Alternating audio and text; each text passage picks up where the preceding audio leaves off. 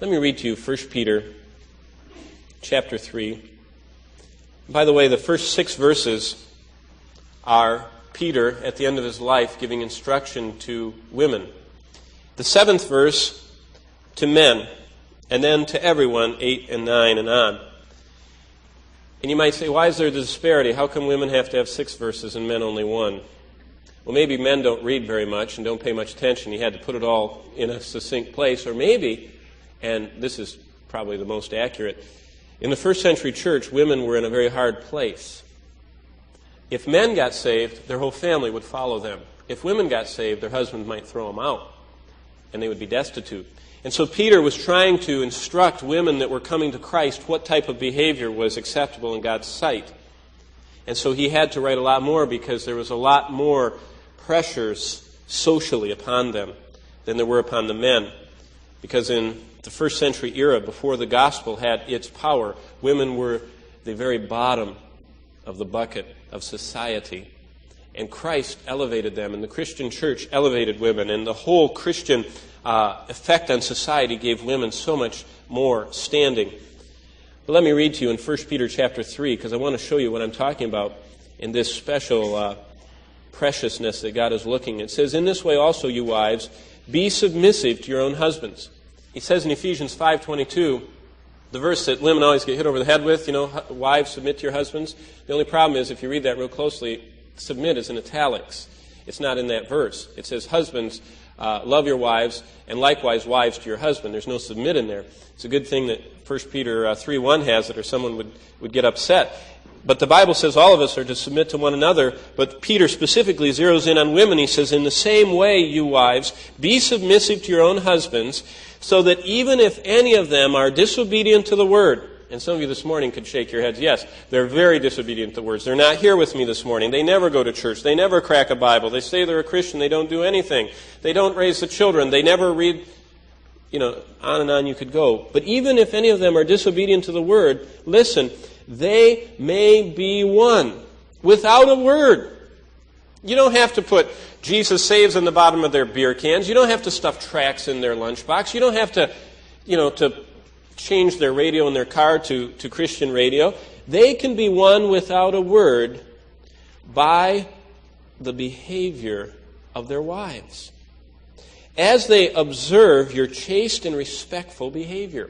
Verse 2 is very interesting. We're going to look more deeply at this in just a moment, but I just want to comment on the way by. That word observe is a word that is totally used in all of the ancient world for athletic events. And it speaks about when a crowd would rise up to look at an athletic event when, say, if you're ever at a football game and everyone starts standing and moving, what you see is a great play is happening, maybe a touchdown is being made or some strategic moment. You all have to stand and move to get a view of what's happening.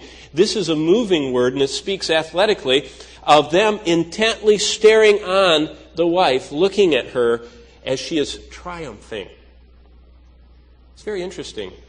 Wherever your husband is spiritually, women, if you're even married, and have a man watching you, if you have the behavior the Bible describes, whether they publicly acknowledge it or not, they are watching you.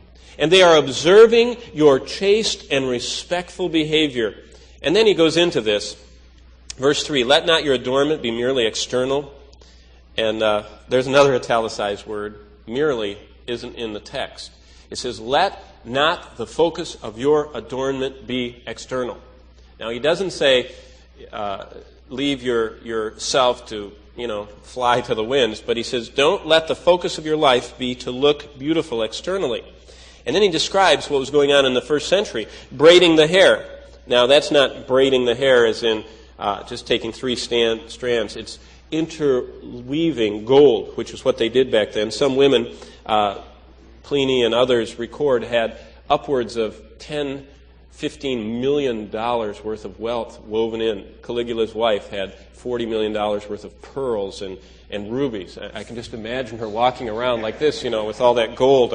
Probably he was trying to kill her. He'd push her in the water. But don't let your adornment be external, braiding the hair, wearing of gold jewelry. And what that speaks of is luminescent glitterings. It says, don't be dangling and glittering gold in your hair and all around, or putting on of dresses. Now, he's not promoting nudity here. What he's saying is, and this is a word, another strange word that's only used here in the New Testament. It speaks of someone that they keep changing their clothes so often to show how many clothes they have.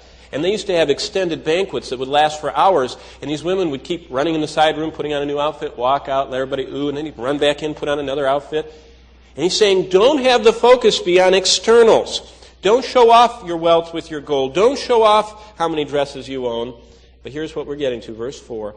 But let it be the hidden person of the heart, with the imperishable quality of a gentle and quiet spirit, which is, and there's the word from Mark 14 that we read at the beginning, which is precious, enopion theon, before the face of God. What this verse says is very interesting, that God has moved His eternal, infinite, omnipresent face right in front of each of you women.